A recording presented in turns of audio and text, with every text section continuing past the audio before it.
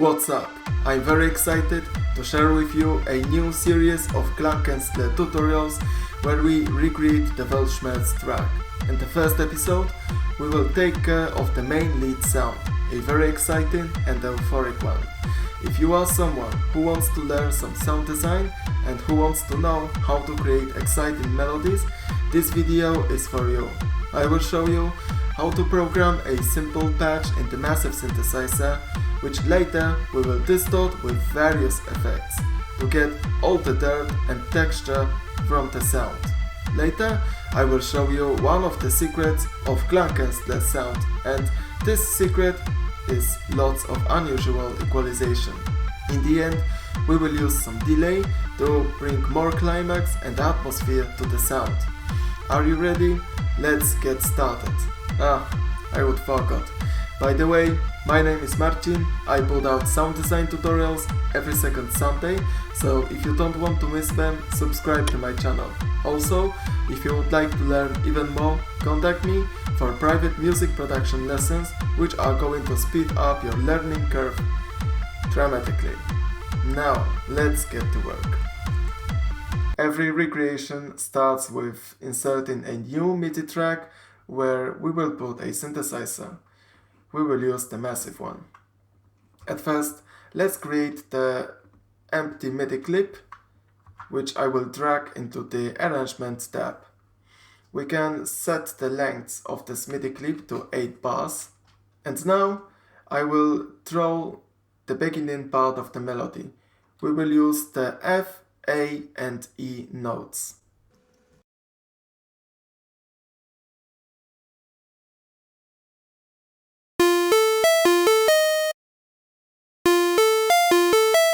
In the other channel I already have the finished melody, so I'm going to just copy it.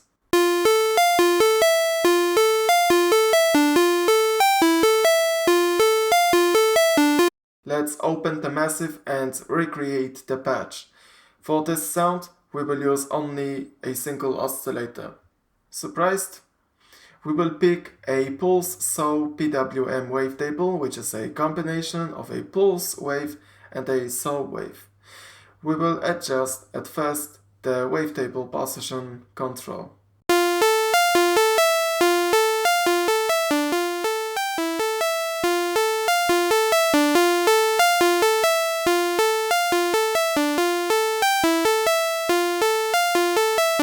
The second control to fine-tune the sound of this wavetable is the pulse width control. We will also adjust it, and I think we will just set it right to the middle.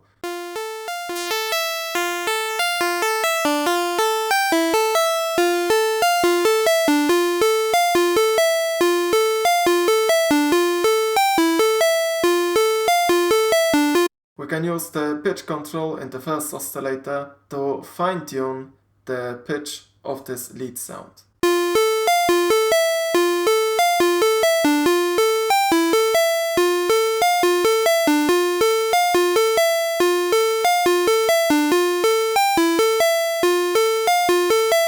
Now we will do a very important thing, which is enabling the unisonal voices, or the unisonal spread.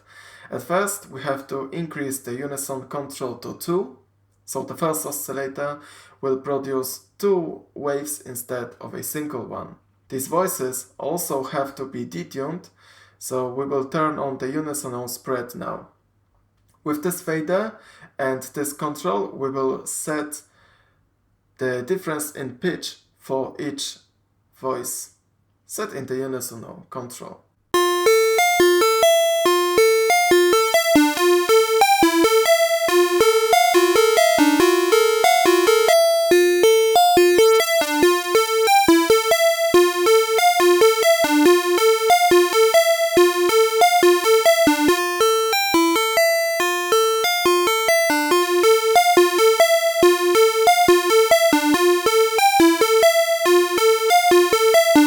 In the original track, this lead sound has some glide in it.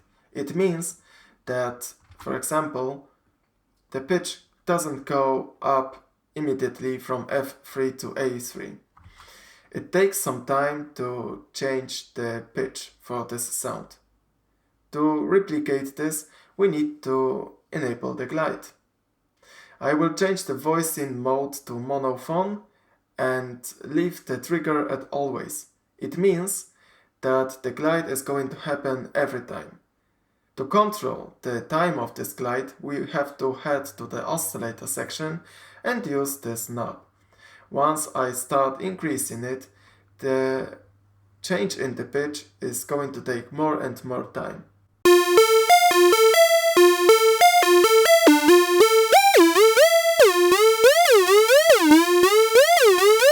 We need a low time value, so I will set this accordingly now.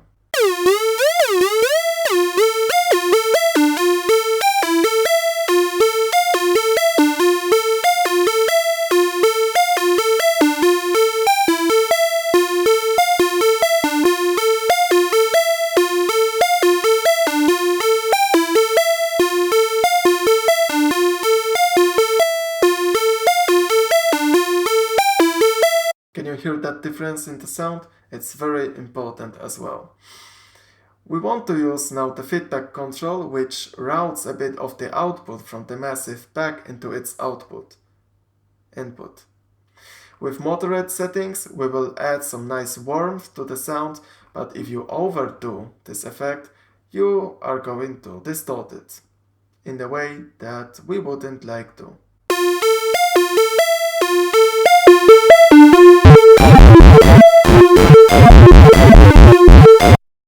Actually, it sounds cool as well.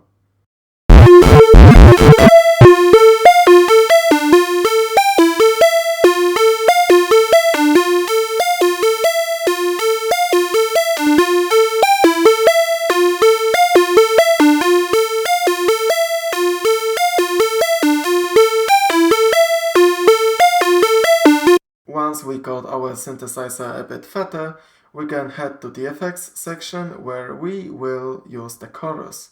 A chorus works in such a way that it copies the signal and delays it by a very small amount of milliseconds. This delay time is later modulated as if you modulate any parameter with an LFO. This creates a cool modulation. Of course, we want to adjust all these 4 controls of the chorus.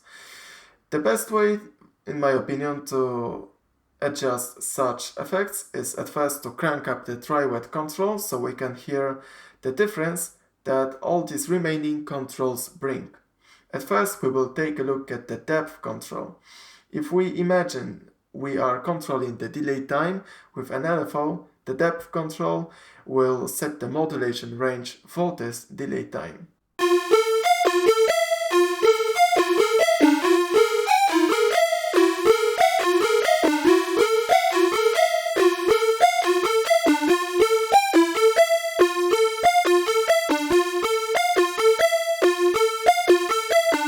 There's a cool effect. You can increase the rate control to have the speed of this modulation very fast, and in pair with that you can also increase the depth control.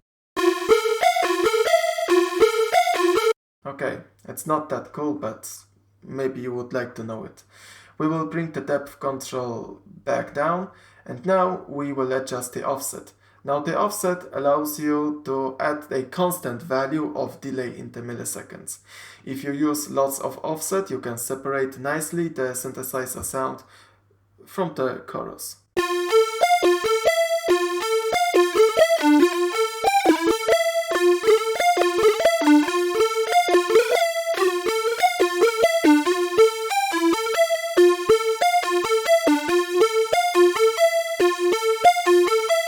Now it's time to adjust the rate control, which tells the speed of the modulation of the delay time.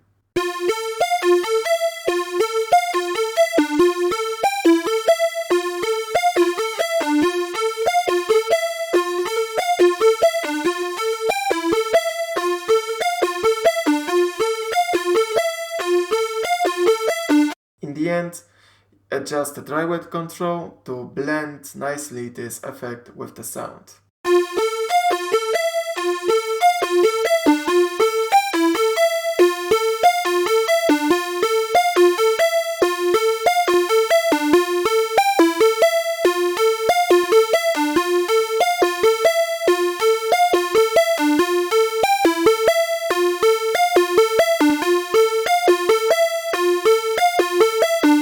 second effect is going to be the dimension expander.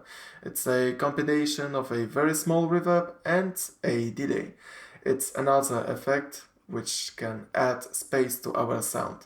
As before, I will crank up the dry wet knob at first and then use the size control to determine the amount of space we add.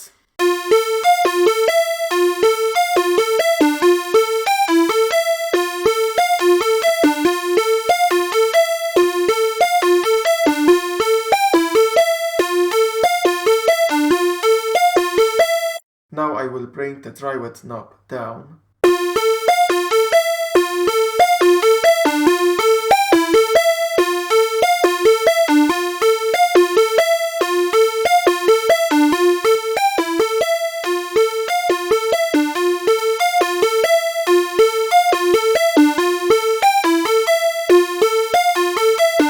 With all these spatial effects, our synthesizer gets a bit bigger. In the end, we can go to the routing section where we can place, for example, the feedback before the filters or after the inserts. This can also influence the sound of our lead a bit.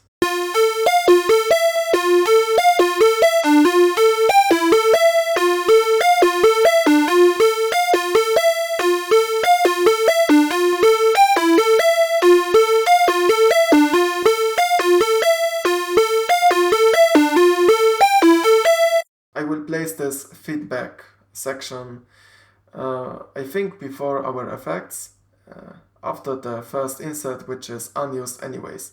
Notice that despite the same feedback value, the sound changes because we mess up with the routing. The last thing we will mess up with is the volume envelope. We want this sound to be softer. I will at first make the volume constant over the time, and now we will add the attack, which will add the fade in.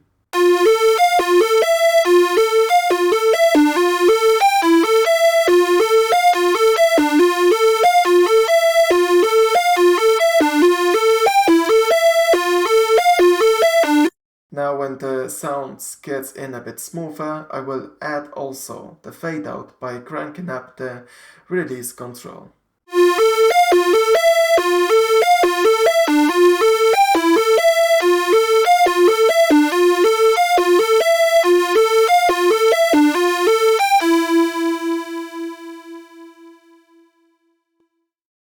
Maybe we set it a bit too much. Let's lower it.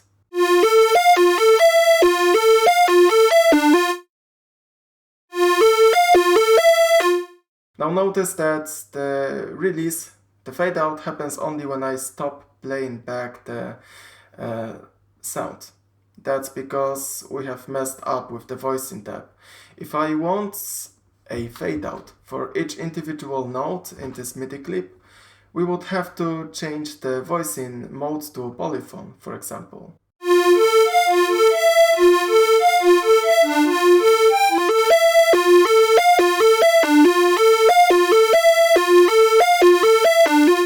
If you would like to make the sound more like a plug, you want to change the sustain level and the decay. After the sound reaches its full volume for the first time, the volume is going to drop to the sustain level in the time dictated by decay.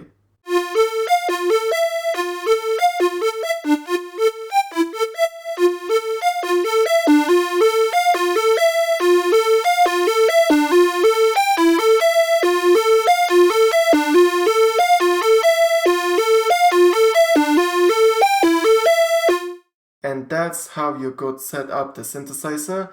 Now I will load up the finished preset I made before to show you how this massive lead should sound like.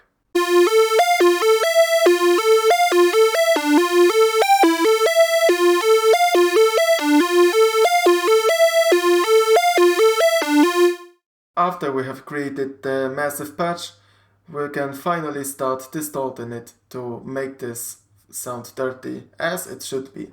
So far, if you like this video, just a friendly reminder, please hit the thumbs up button so more people can discover this video. Now a word of, let's say, warning. Why do I have so many distortion plugins? Because all of them sound different. And the final sound of this synthesizer is also going to depend on which distortion plugins you use. After some time I spent, I decided to use the Radiator by Sound Toys in the beginning. It's a cool mixer amp which has, I think, 2 different saturation stages. Let's see how the sound changes right after loading this plugin.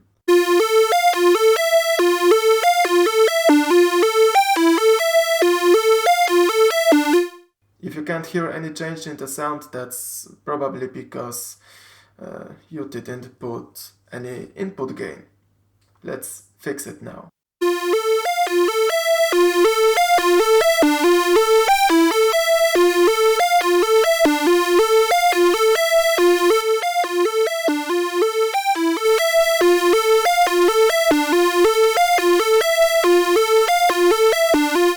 Now notice that with this added saturation we also got some new lower frequencies which are going to make the sound a bit more alive.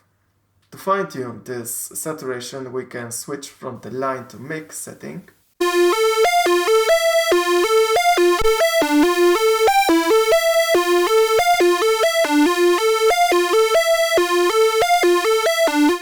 And if I was you, I would keep the noisy control set instead of clean, because it's going to give you a quiet noise floor which will complement the sound. At this point we can start equalizing the sound. We would like to make it sound lighter by reducing the bass, the low end in this.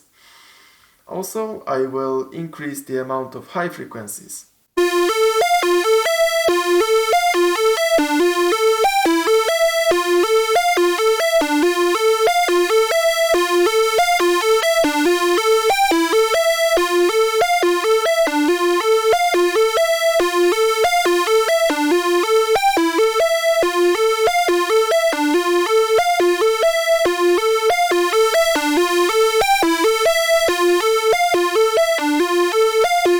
Okay, that was my mistake. It sounds better when you take a bit the high frequencies down, so we can make this sound darker. Now I will play this sound and bypass the plugin, so I will show you how does the saturation change the sound.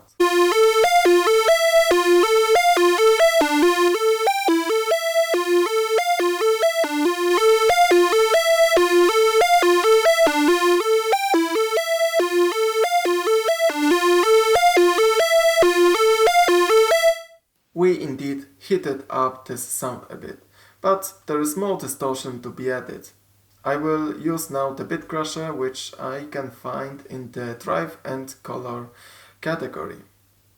This bit crusher is called Redux. The Redux effect is split into 2 sections. We have the downsampling section where we decrease the sample rate. It's going to give you that characteristic sound which you know about, but probably you can't describe it well.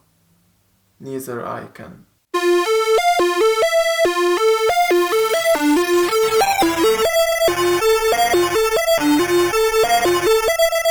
We will use just a tiny bit of this downsampling.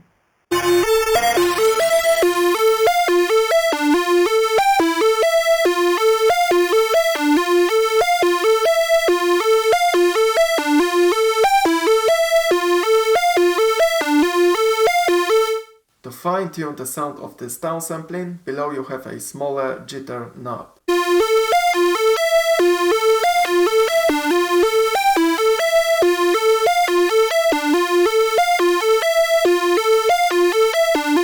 But what's more interesting is the bit depth control, which you find in the second section of this Redux effect.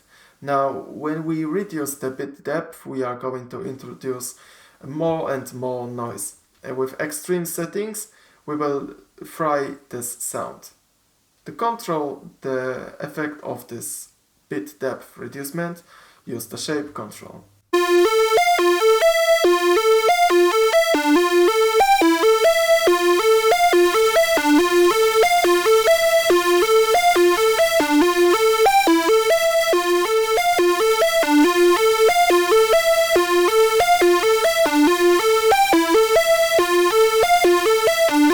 We got a cool texture in our sound, but we also added lots of high end. I will turn on the filter, which if we set this fader to the negative value is going to act like a low pass filter.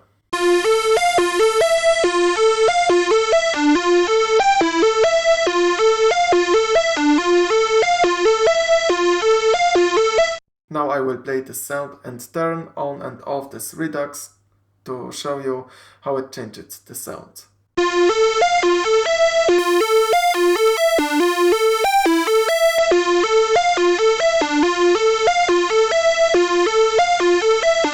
It's time for that, let's say, I don't know, maybe not secret sauce because it sounds a bit cringy. It's time to discover one of the Klangkuenstler tricks, which is that unusual equalization. At first we want to cut out some of the low end. I will use for this a high pass filter, but with a low slope, so this low cut should be transparent.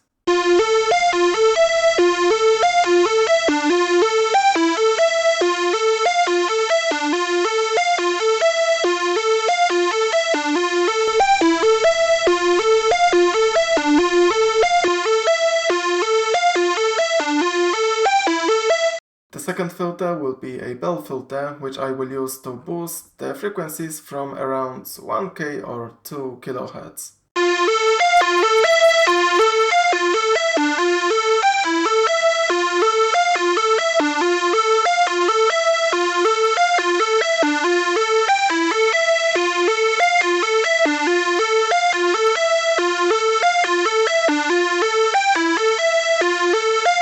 Okay, now at this point we are getting some clipping, which now is something we don't want to.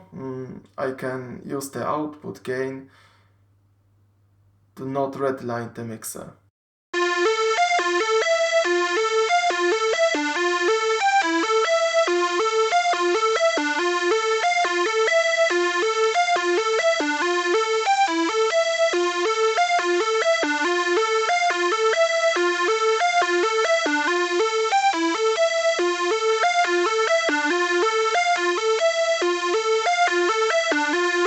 We want to use more of high frequency cut. I will bring the low pass filter, which I will adjust now.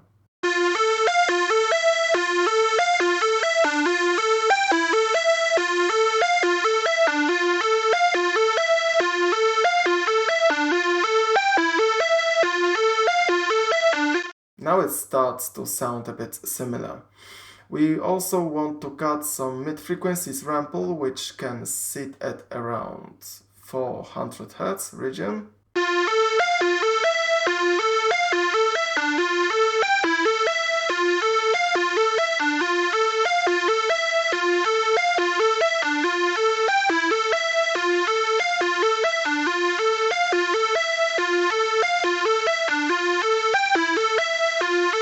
There could be another resonating frequency.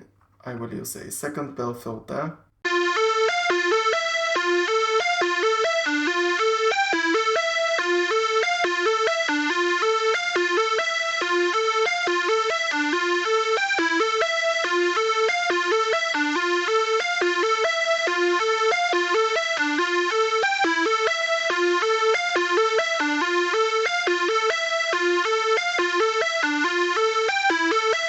Because the right equalization is a very important part of this process, of this sound design process, I can't leave this quickly made up equalization curve.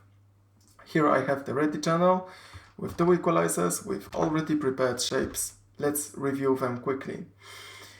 Indeed, we used a high pass filter to cut the low end. Here I cut some mud at 400 Hz. we need to use some not high-end boost, but we want to turn up some frequencies in the 1 kHz region. In the end, yes, we will use a low-pass filter. The second equalizer has a single bell filter, which cuts another frequency of 650 Hz. Notice the large attenuations, minus 10 decibels here, and for example large boosts of around 7 or even, I don't know, 8 decibels. This is not unusual for this sound design process. Let's group these equalizers. I will play the sound and turn on and off the equalizers to show you the difference in sound.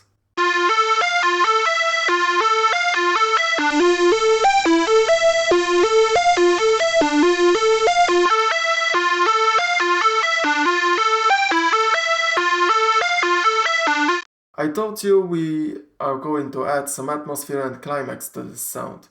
In the end, it's time to use a delay, and for this, let's bring up the Sound Toys Echo Boy, my most favorite delay plugin, which beat up the Isotope dynamic delay. At first, let's see how it sounds so far.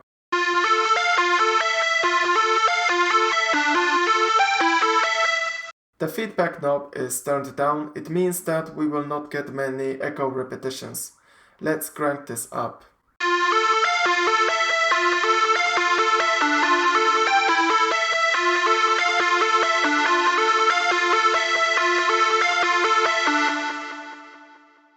The delay sounds nice, but the tempo of it isn't. I will change the echo time to 1/8 part of the beat in dot times.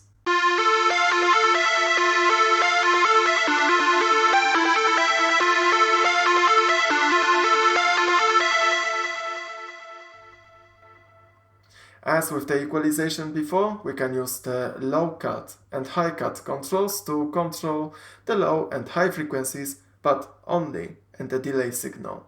I will use these controls to make our delay a bit lighter.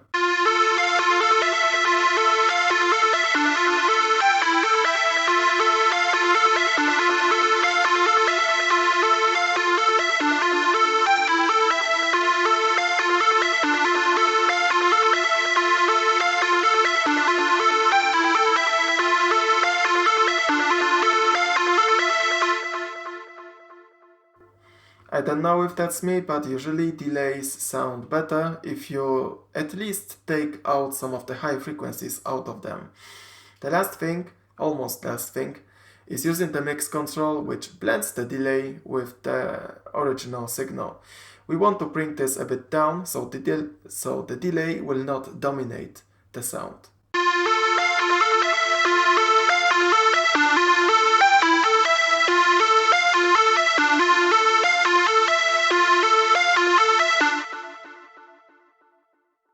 Another cool feature of this Sound Toys Echo Boy is the style control in the, let's say, output section. Here we have a list of different presets which further are going to change the sound of the delay. Instead of the studio tape, I will take some other style.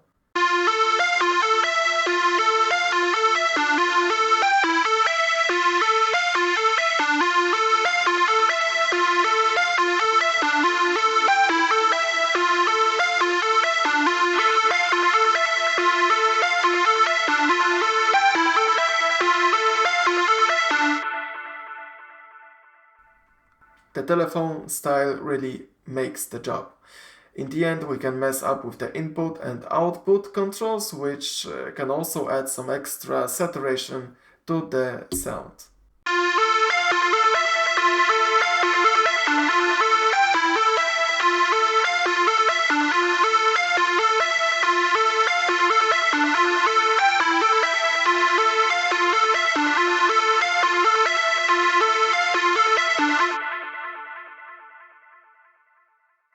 And this would be the end of our first episode of Klangkuenstler Weltschmerz Recreation. If you liked this video, Again, please hit the thumbs up button so more people can see this video. Also, you can share this video to your friends so they can also learn how to create cool melodies with the massive synthesizer and the effects made by both Ableton and Sound Toys.